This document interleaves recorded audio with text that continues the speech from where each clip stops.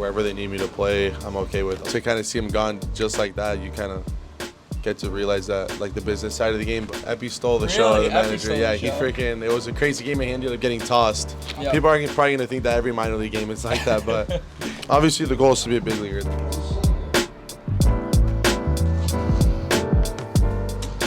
Today, I'm down in the dugout with Marcelo Mayer. Marcelo, how you doing today? I'm doing well, So one thing dawned on me last week. It was the Sunday game. Sox were playing on Sunday Night Baseball. You guys had the day game. How often do you actually get to watch the big club play? Not often. Usually we'll get to watch them in like off days because we don't play Mondays. But I mean, we're usually so busy during the season and kind of doing our own stuff that we don't really get to see the games. We see the highlights. We see like the social media stuff. But yeah, not much. On your off days, are you just baseballed out, or do you actually try and tune in when you can? I try to tune in. Obviously, I'm pretty tired on Mondays. I play a lot of video games, just chill, watch movies. But when they're playing and it's on TV, I'll tune in and watch it. What's the go-to game right now?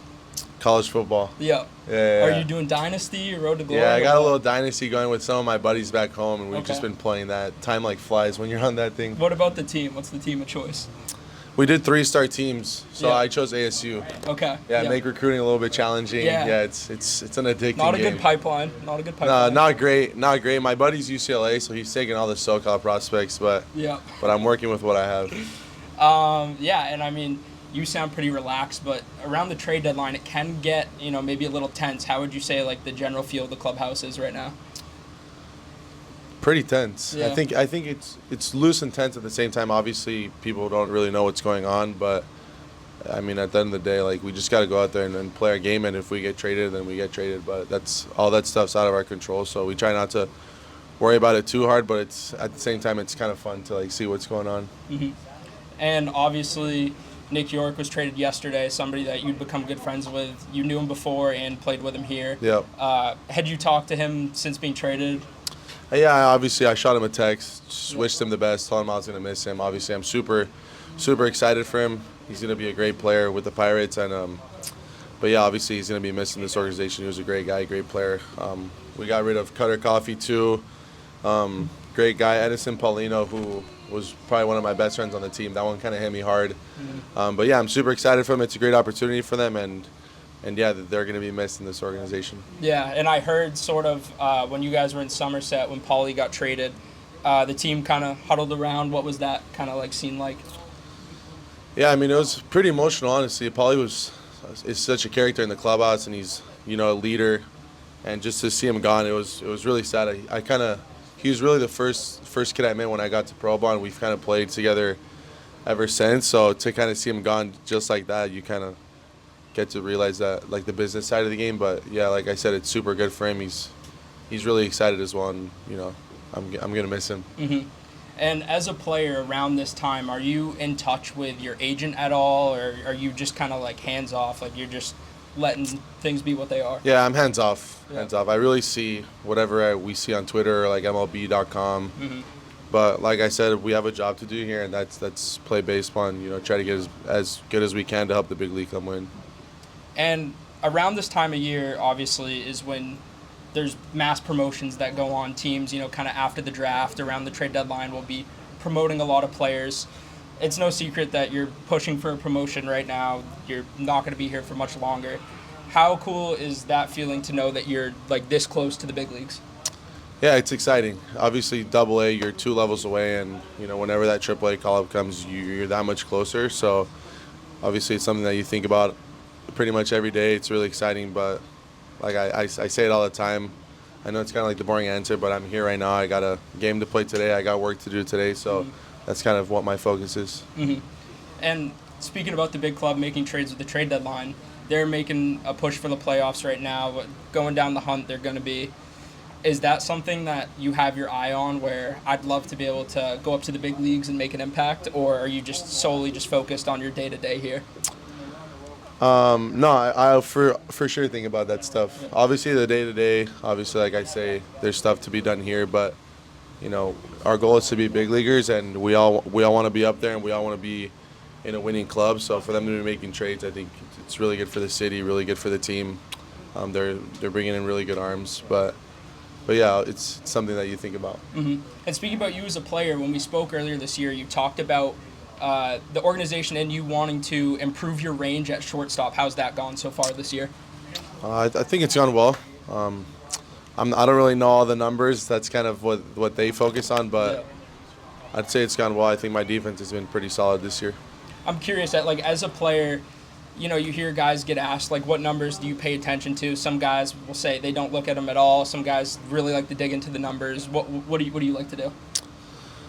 I don't really like to look at the numbers. I think there's a lot of people in our organization that kind of do that for you and then kind of tell you what you need to hear and what you need to improve on. So that's kind of just what I do. I just focus on going out there, playing the game as hard as I can, and, you know, trying to win ball games. And going back to the defense a little bit, you've been playing a little more third base. Obviously, you had really only played it when Trevor Story was down here rehabbing with you guys. How's that going so far with third?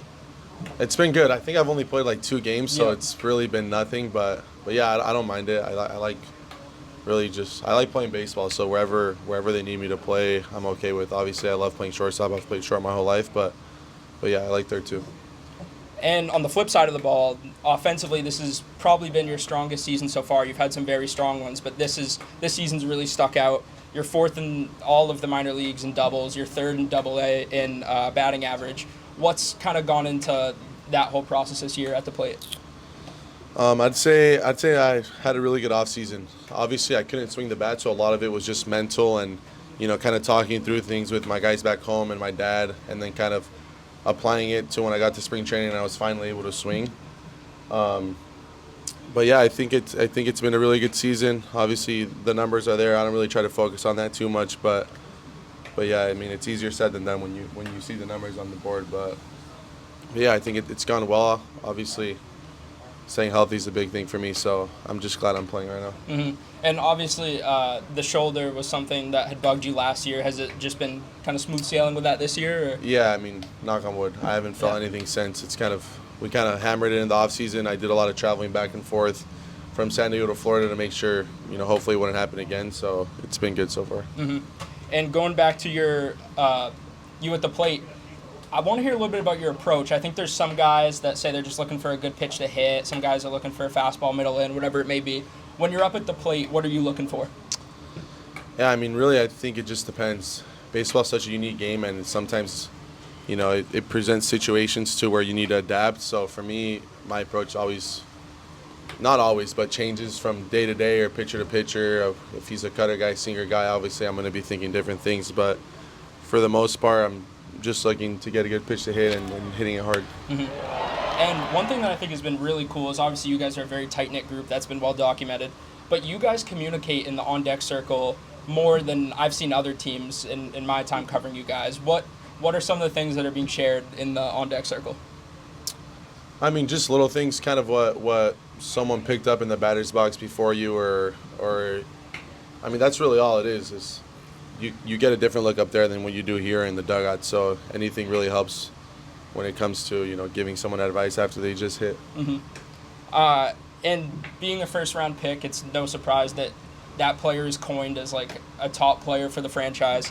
And this year at Winter Weekend, you, Kyle Teal, Roman Anthony were all invited to interact with the fans, get to meet some people. How cool was that for you? It was awesome. It was awesome to be in Boston that time of the year too. I've never really experienced anything like that with the cold and stuff, and just to be around, you know, the amazing fan base that we have. It was really cool. Kind of give back to the community with that little thing we did in the rec center with the kids. It was really awesome. It was a super cool event, and yeah, we had a great time. Down in Winter Weekend, who were some of the players that you got to meet that you were kind of excited for? Like, I know that Roman got to meet Big Papi. Yeah. I had already met Big Papi, but it's always good to see that guy. Yeah. He's hilarious. I kind of already knew the whole team. Mm-hmm. I met Tyler O'Neill, who was the nicest guy ever. But yeah, I kind of already knew everyone. It was just cool to be around those guys and kind of get a feel of what it's like to be up there. Mm-hmm. And obviously up there as well, they have the Netflix crew following them around. But the Netflix crew came down here, up here as well. Who was mic'd up? Was everybody mic'd up? There was a few guys mic'd up, yeah. Yeah. I was mic'd up. Roman, Teal, Paulino, who's obviously gone now, was mic'd up.